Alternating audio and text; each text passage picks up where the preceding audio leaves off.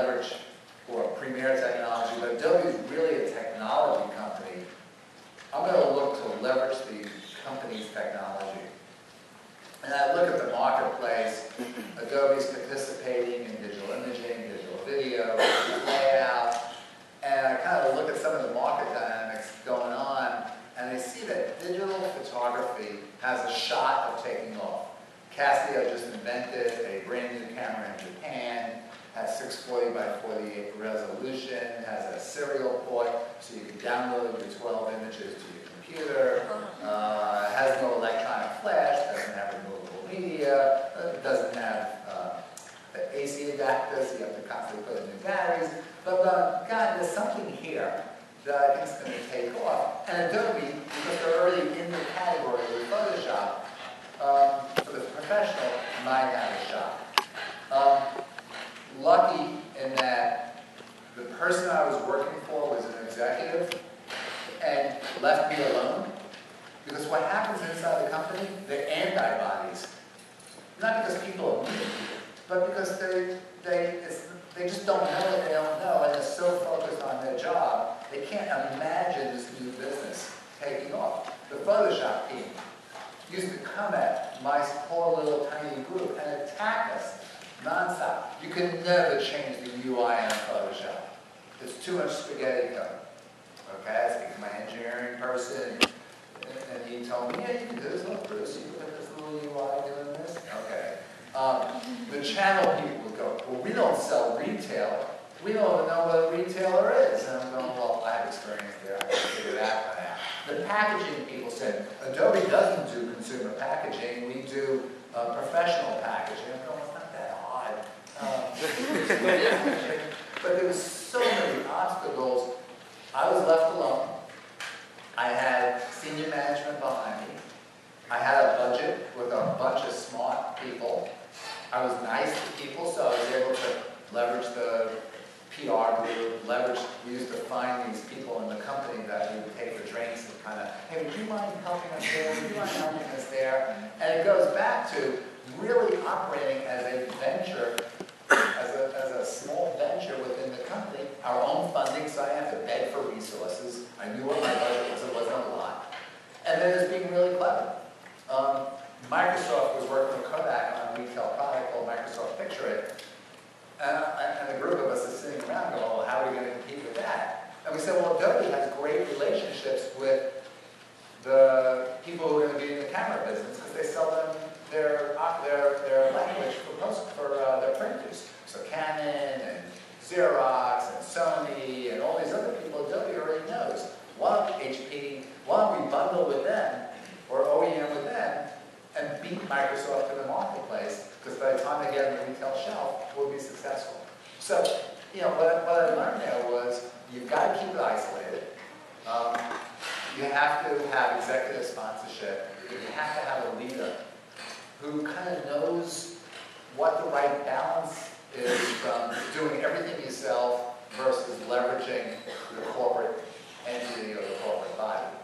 Based on that experience with this product called Photo Deluxe, which ended up being the foundation for Photoshop Elements, we ended up creating that structure within Adobe. We had a group of projects that did not report into the individual businesses that had executive sponsorship, either myself or Shantanu, which is now Adobe's CEO, or one of the other executives that had a real passion for a certain category. And every quarter, like VC, we would review the startups, make sure they had right funding, fuel them when they needed to be fueled. The thing we didn't do was we weren't good enough at killing them when they should have been killed, which a VC would have been much more disciplined. My question is, how did you keep your employees focused on the business's mission, especially during Adobe's struggles in 1998? It was really easy because we didn't have a stated mission or stated vision, so people did whatever they wanted. All kidding aside, once we figured out what Adobe was and what it should be, we worked really hard in communicating that mission and that ultimate vision to the employee base. funny, it took us a long time to kind of get at the essence. But it was one of these things where we would spend a lot of time sitting around the room trying to figure out what should our mission be, what should our mission be? I said, well, what do we really do? Well, we provide tools to help people make stuff look really good and reliable. And then everything we did, at least during my tenure, ended up being around does that really, first of all, is the mission broad enough and is it still appropriate? Every year we review our strategy and making sure that it was still appropriate. But it was still appropriate, and we said any new project had to fall under that umbrella. So it had to be a product or a service that had to do with providing people with tools, solutions that made stuff look reliable and pretty and engaging. Different words, but that was the essence. And then we spent months brainstorming, picking words. What do you think Web 3.0 will be? Oh, Web 3.0.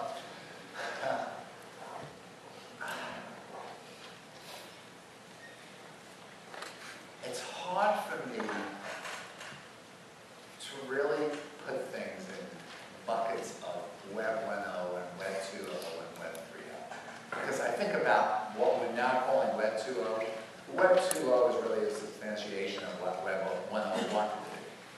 There's nothing that unique about Web 2.0 other than people finally executed against the Web 1.0 vision, and therefore people were able to adopt it. So what you will see, I think Web 2.0 is beginning to capitalize on this. Most of you, or many of you, have PCs today. How we all engage with information, other than creating, other than as an office productivity tool, you're going to see more and more information on non-PC that we consume and engage and interact with. And the iPhone is only the beginning of what these devices are going to be. Everything will be connected. And that will enable a whole new slew of applications that you're beginning to see with Web 2.0, but they'll overtake everything that we see today. The other thing, and this is to be determined, but how we all gather our information. Today it's an interesting model in that we rely on the news sources to communicate information, and the bloggers and the community takes over. Well, the current business model suggests those news sources are going to go out of business. And trying to corral the community as a reliable source is going to present a challenge. Wikipedia is the best example of that. Wikipedia is great, and I'm not criticizing it, but there's a lot of information in Wikipedia that's just basically not true. And Web 3.0 is going to have to deal with that problem as it evolves. It's going to be I'm not going to ask the last question. I know we had a question before. We're drawing this to a close. Thank you so much for being here, first of all. These guys, gals, are going to be graduating here in a couple of years. They got their life ahead of them. One piece of advice they should be thinking about as they go out and pursue that first job or internship, whatever. Yeah. Other than basic needs, don't work. I'll give you a couple tidbits that I observed. Don't worry about the money will come. So, other than everybody has basic needs you have to take care of. Worry about your basic needs. But above and beyond basic needs at this point in your career, don't worry about money. Do what you're passionate about, or take steps to find what you're passionate about. So experiment. And do it within the confines of what you're also good at.